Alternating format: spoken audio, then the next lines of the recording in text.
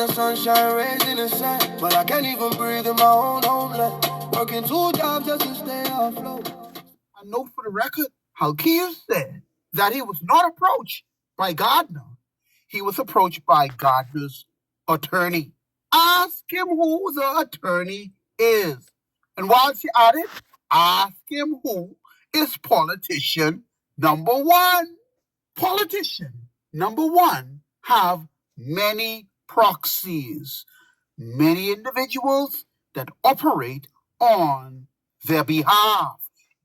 But there is a thing called the RICO case. Well, for one thing, right? Yeah. We don't have regulatory bodies in the country. Yes. I think we have 2 regulatory bodies in the country, maybe 3. We have the Bar Association that regulates the activity of lawyers. Right. I do believe that we have one for engineers. I believe there's one for accountants, and maybe there might be one for the medical field. But in more sophisticated countries, your certification comes under review periodically. And there's also where you need to do like retesting, or whether the industry has evolved. Right. You may need to do additional courses to make sure that you stay on par. We do not have those regulatory bodies here in the Bahamas. Right. In terms of having a strict regimen, in terms of the ethical behavior of professionals, because these industries are professional industries. Right. So in terms of him being held accountable, I don't know if we have the regulatory infrastructure in the country to hold him accountable here in the Bahamas. Right. However, he may find that there will be more restraints on him outside of the Bahamas, right, with his connection now to somebody who, a fugitive until he was captured, right, but also to a person of interest in terms of his network, because they're not only interested, when the U.S. government took Mr. Gardner, they're not only interested in prosecuting Mr. Gardner for whatever crimes he may have committed, they're also interested in the network of persons who facilitated that. And Micheal Halkitis' name will show up as a part of that network that facilitated a criminal enterprise. And now, I mean, whatever Micheal Halkitis does in his personal life is his business. But now it becomes the business of the country. Right. Because now Micheal Halkitis is the Minister of Finance. Now it has reflection and implication on the entire country. So, wow. And Micheal Halkitis is a part of this network, and he's embroiled in this criminal enterprise, and he's a part of that investigation. Micheal Halkitis, as we speak today, is the Minister of Finance. Right. They're the same person. So it will be said that current Minister of Finance was involved in a criminal network that facilitated a criminal enterprise. It will follow by saying Micheal Halkitis, the current Minister of Finance of the Commonwealth of the Bahamas. The last part of that is where Bahamians should have issue, that he is the Minister of Finance. Man, this is something, because I wonder if people connect the dot. The former Minister of Finance stole $20.1 billion in carbon credit money. Now, the one who take his place also is compromised. Boy. And the difficulty here is it would have been in good standing had, well, I don't know whether or not the Prime Minister he was privy to this information prior to the appointment of Micheal Halkitis. Right. And if he did, it says something about the lawlessness. If he knew Micheal Halkitis was compromised, and in spite of that, he appointed him as Minister of Finance, it speaks to the lawlessness. I'm not saying that he did. I'm just suggesting if he did know, right, an abundance of things that could reflect on the government, he overlooked that and still appointed Mr. Halkitis as Minister of Finance. It speaks to his lawlessness. Now, right. if he didn't know, it's not an oversight. He just didn't know. Now, if I go with that premise that Prime Minister Davis didn't know these details, I can now say comfortably that it still would not have made a difference if he knew, because he come out now and say he is not wrong with what Micheal Halkitis did.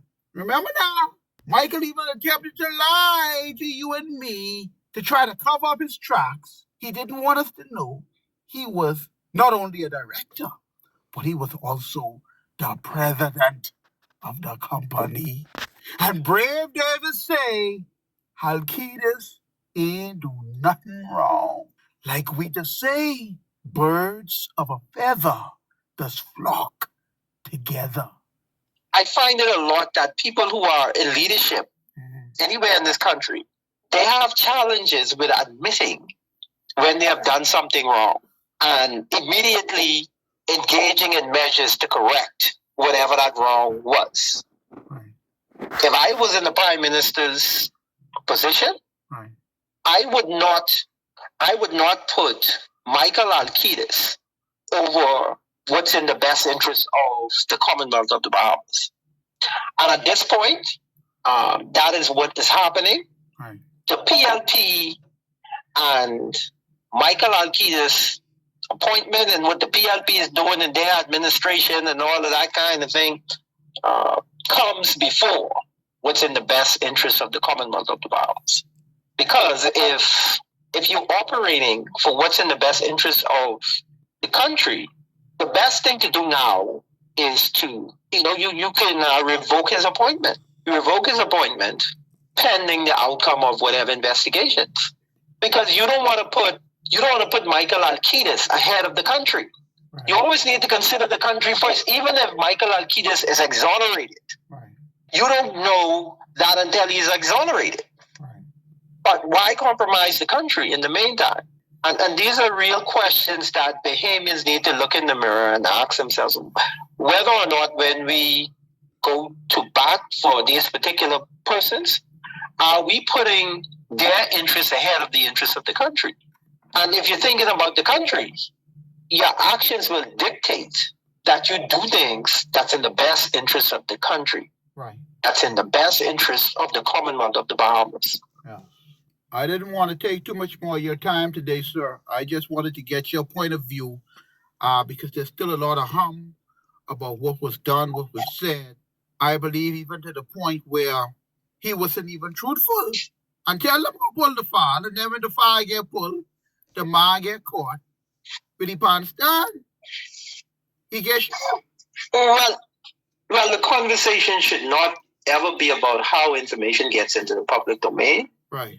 But the substance of the information needs to be ventilated. So how it ends up in the public domain is irrelevant. Right. If the information can be substantiated and it puts the country in a compromising position, right, action should be taken to protect the interests of the Commonwealth of the Bahamas. Right. All of that minutia about how the information got into the public domain, all of that is misdirection. We oppose this Freedom of Information Act. Freedom of information, I don't think so. If the information is substantiated, right, that's the only thing that's relevant. Yeah. Is the information truthful and accurate? And I saw a documentation, right, that confirms the information. So how in the public domain is relevant? The information is accurate. Right. To protect the interests of the country. It's that simple. It's not complicated.